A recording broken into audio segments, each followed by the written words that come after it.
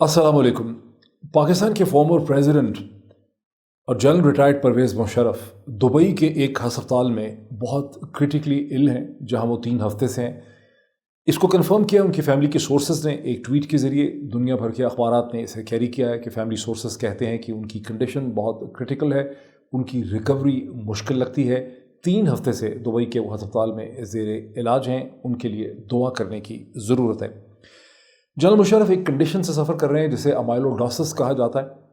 Amyloidosis एक बड़ी rare condition है जिसमें एक प्रोटीन अमाइलॉइड बॉडी के डिफरेंट ऑर्गन्स और सिस्टम्स में उसके डिपॉजिट बन जाते हैं, ब्रेन में, किडनी में, लिवर में, बोन्स में, स्किन में, डिफरेंट जगहों में, और उससे मल्टी ऑर्गन फेलियर जो है वो हो सकता है। यही बताया जा रहा है कि इस वक्त जनरल रिटायर्ड परवेज़ मुशर्रफ जो हैं वो मल्टी ऑर्गन फेलियर का शिकार हैं और वो होशो हवास में नहीं हैं। ये कंडीशन से कम वो 2 बरस से सफ़र कर रहे हैं। इस टाइम पीरियड में बहुत से लोग उनके एडमायरर जो उन्हें मिलना चाहते थे, मैं पर्सनली इस चीज़ से वाकिफ़ हूँ, एक उनके एडमायरर बहुत उनको मिलना चाहती थी, तो बड़ी ख्वाहिश का इज़हार किया। लेकिन उनकी फैमिली से जब मैंने रिक्वेस्ट की तो उन्होंने कहा कि इस वक्त उनको मिलने का कोई फ़ायदा नहीं है, बिकॉज़ वो किसी को पहचान नहीं सकते हैं, उनकी कंडीशन बहुत क्रिटिकल है। इस वक्त सिर्फ एक क्वालिटी ऑफ लाइफ जो है उसकी मैनेजमेंट की ज़रूरत है। थोड़े से कुछ पॉइंट्स हैं जो मैं आपको याद दिला दूँ। जनरल परवेज़ मुशर्रफ पाकिस्तान की तारीख़ के एक बहुत ही इम्पॉर्टेंट, बहुत ही मतनाज़े, बहुत ही कंट्रोवर्शियल कैरेक्टर हैं, लेकिन उनके ज़माने में बहुत इम्पॉर्टेंट डेवलपमेंट्स हुई। 9/11 के बाद वो अमेरिका के बहुत बड़े हलीफ बने। वो अमेरिका के प्रिंसिपल हलीफ, मेन प्रिंसिपल एलाई की हैसियत से दुनिया के सामने आए। अमेरिका और मगरब के इत्तेहादी की हैसियत से उन्हें ना सिर्फ वाशिंगटन बल्कि दुनिया के हर कैपिटल में वेलकम किया गया। पाकिस्तान अमेरिका का फ्रंट लाइन स्टेट और इत्तेहादी बन के सामने आया। पाकिस्तान ने अमेरिका को ऑपरेशनल बेसिस दिए अफ़गानिस्तान में उस वक्त की तालिबान हुकूमत के ख़िलाफ़, जिसका इससे पहले पाकिस्तान एलाई रहा था, और पाकिस्तान ने अमेरिका को ग्राउंड लाइंस ऑफ कम्युनिकेशन जी-लॉक्स भी प्रोवाइड की। तो जनरल मुशर्रफ का जो ये टाइम पीरियड था ये बहुत इवेंटफुल था। इसकी बहुत सी डिटेल्स एक एक बुलेट पॉइंट्स में मैं आपके सामने लेकर आता हूँ। जनरल मुशर्रफ जो है वो उस वक्त shot to international prominence on 12 October 1999 जब उन्होंने twice elected prime minister of Pakistan जनाब नवाज शरीफ साहब की हुकूमत का तख्ता उल्टा 12 अक्टूबर 1999 को एक ब्लडलेस कू में। ये खालिस्तान एक अनकॉन्स्टिट्यूशनल स्टेप था under article 6 of the constitution of Pakistan. इसकी सज़ाए मौत हो सकती थी। ये बड़ा ही अनकॉन्स्टिट्यूशनल उन्होंने उस वक्त स्टेप किया। जनरल मुशर्रफ की जो हुंता थी, उनके जो रफ़्क़ाकार थे, उनमें ख़ासकर जनरल मुशर्रफ में और नवाज़ शरीफ की हुकूमत के दरमियान ताल्लुकात बड़े कशीदा हुए। कारगिल की जंग के बाद नवाज़ शरीफ की हुकूमत का क्लेम ये था कि कारगिल की जंग में हुकूमत को बिल्कुल भी कॉन्फिडेंस में नहीं लिया गया था। जनरल मुशर्रफ ये कहते थे कि नहीं, हुकूमत ऑन बोर्ड थी, हुकूमत को कंसल्ट किया गया था।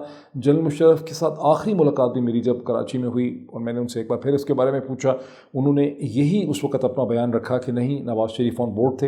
ये और बात है कि जितनी भी रिसर्च है जो मैंने भी की और भी बहुत से लोगों ने की है, वो शो करती है कि former prime minister of Pakistan Nawaz Sharif fully on board नहीं थे। उनको ठीक तरह से नहीं पता था कि जनरल मुशर्रफ की फ़ौज जो है वो कारगिल में क्या करना चाहती है। इसकी हिस्टोरिक सिग्निफिकेंस इसलिए भी है कि हिंदुस्तान के उस वक्त के prime minister Atal Bihari Vajpayee bus journey करके लाहौर में आए। लाहौर के मीनार पाकिस्तान में वो बीजेपी के हिंदुत्वा की राइट विंग पार्टी के वो सरबराह थे, उसको लीड करते थे।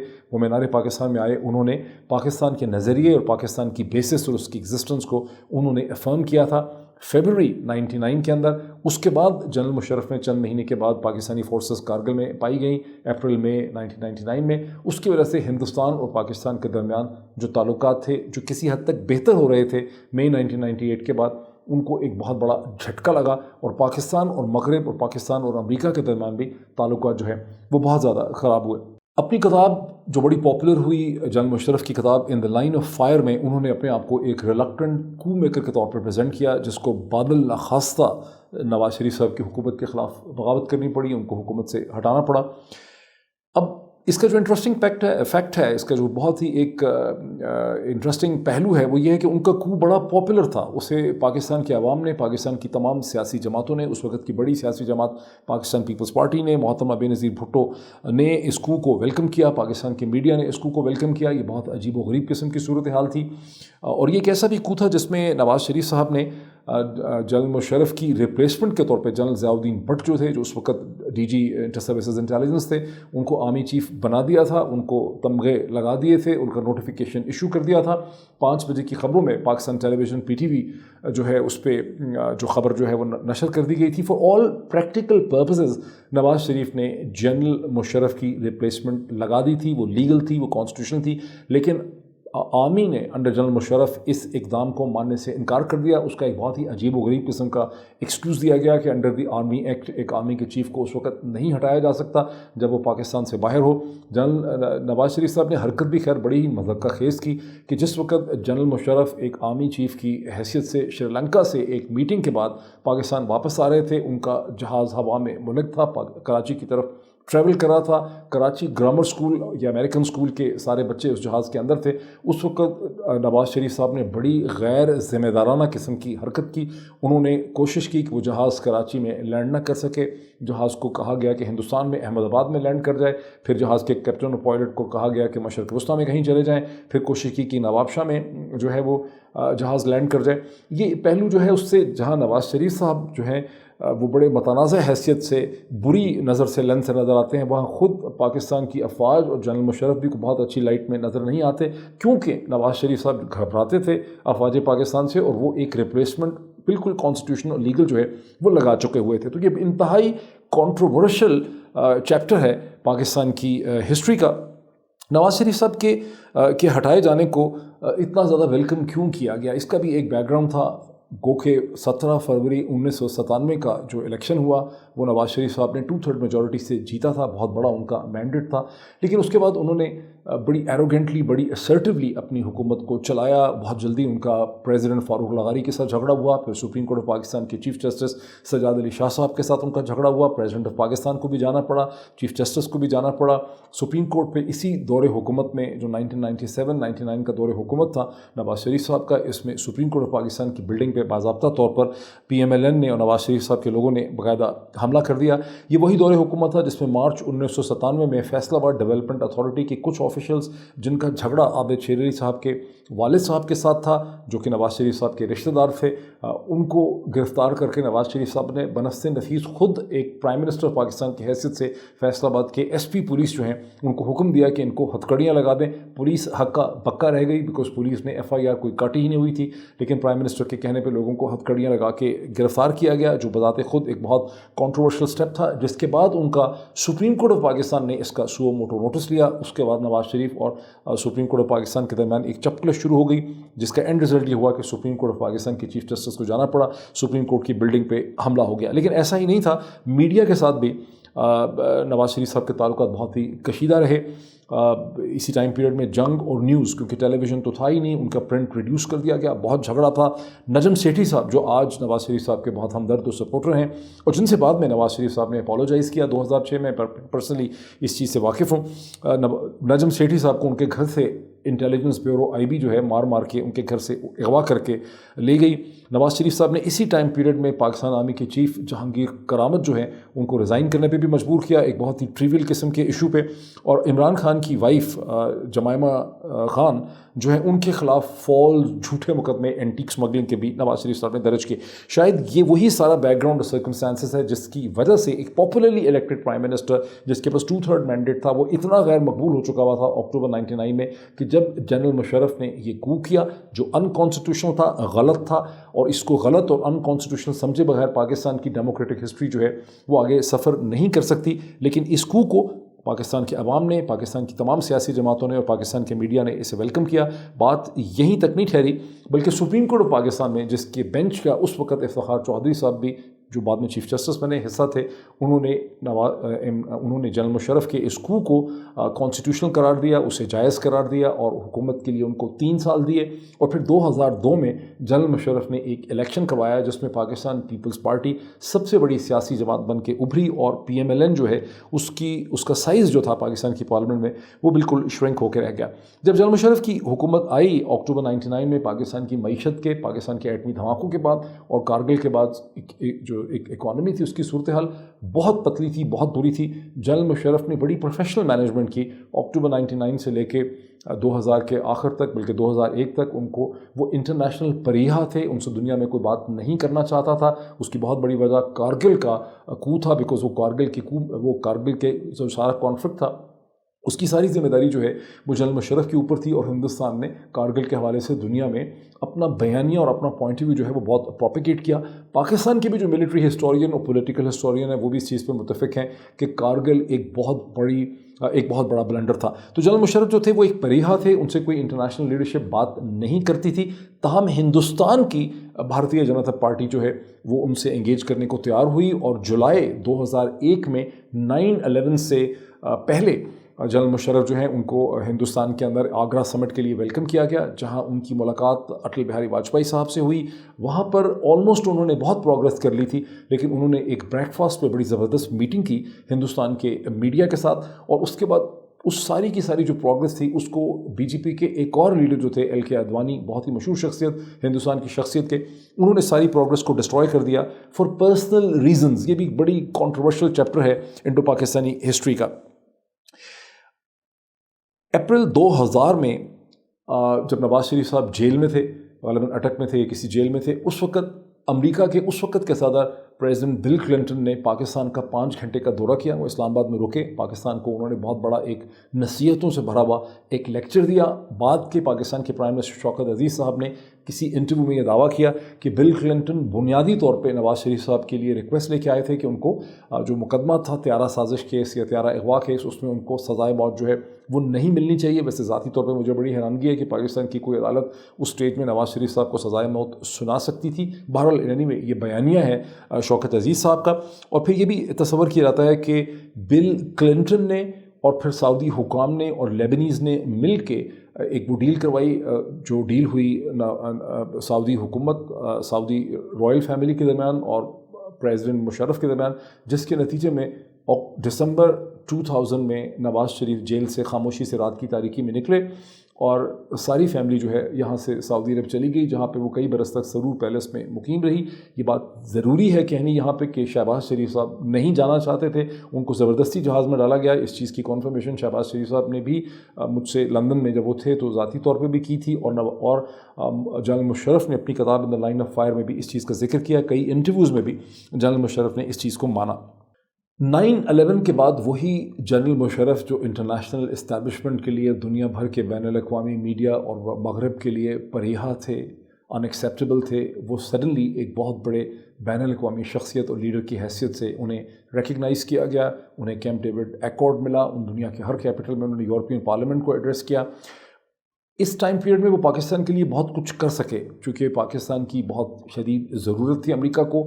اس حوالے سے درجنوں امریکن اسٹیٹسمین اور امپورٹنٹ پرسنالٹیز اپنی کتابوں میں ان تمام حالات واقعات کی سیکوینس کا ذکر کر چکے ہیں جب جنرل مشرف نے یہ ایک امپورٹنٹ ریلیشن شپ ڈیولپ کیا. یہ اور بات ہے کہ پاکستان میں یہ تاثر بھی رہا کہ اگر 9/11 کے موقع پہ جنرل مشرف کی بجائے ایک سویلین پرائم منسٹر ہوتا، ایک کیبنٹ ہوتی، ایک حکومت ہوتی، پارلیمنٹ ہوتی، نیشنل اسمبلی ہوتی، تو شاید پاکستان اتنی ساری کنسیشنز امریکہ کو نہ دیتا جتنی کہ پاکستان نے جنرل مشرف کی وجہ سے دی، بیکاز یہ ایک سنگل مین ڈیسیجن میکنگ تھی. اور یہ سنگل مین ڈیسیجن میکنگ جو تھی یہ امریکہ کے لیے ان کی بازو مڑوڑنا جو ہے وہ بہت آسان تھا. احسن اقبال صاحب کی بڑی فیمس اسٹیٹمنٹ ہے جو کم از کم 20 برس تک پاکستان میں دہرائی گئی کہ ایک ڈکٹیٹر جو ہے وہ ایک فون کال سے ڈھیر ہو گیا. لیکن جنرل مشرف نے امریکہ کے ساتھ ایک بڑا ہی بھرپور ریلیشن شپ اسٹیبلش کیا، جس میں جب شوکت عزیز ان کے پرائم منسٹر تھے، پہلے پرائم منسٹر ان کے ظفر اللہ خان جمالی تھے، سیکنڈ پرائم منسٹر ان کے شوکت عزیز تھے جو اس سے پہلے ان کے فائنانس منسٹر رہے.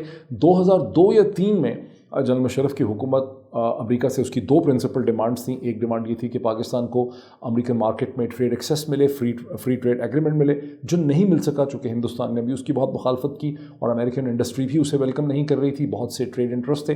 لیکن دوسری چیز کہ پاکستان کا اس وقت کا جو لون تھا $12.5 بلین کا لون جو ہے اس پہ ایگریمنٹ ہوا، پیرس کلب سے اس کی ری اسکیجولنگ ہوئی، جس کے نتیجے میں پاکستان کی تھکی ہوئی آلموسٹ بینکرپٹ اکانومی کو ایک بریدنگ سپیس ملی، اور یہ 8 یا 10 برس تک پاکستان کو اپنے جو ایکیومولیٹڈ ڈیٹس تھے اس کے اوپر ڈیٹ سروسنگ سے نجات مل گئی، جس کی وجہ سے پاکستان کی اکانومی کو آگے بڑھنے کا، نسبتاً بہتر طریقے سے پرفارم کرنے کا اس ٹائم پیریڈ میں بہت سا موقع ملا۔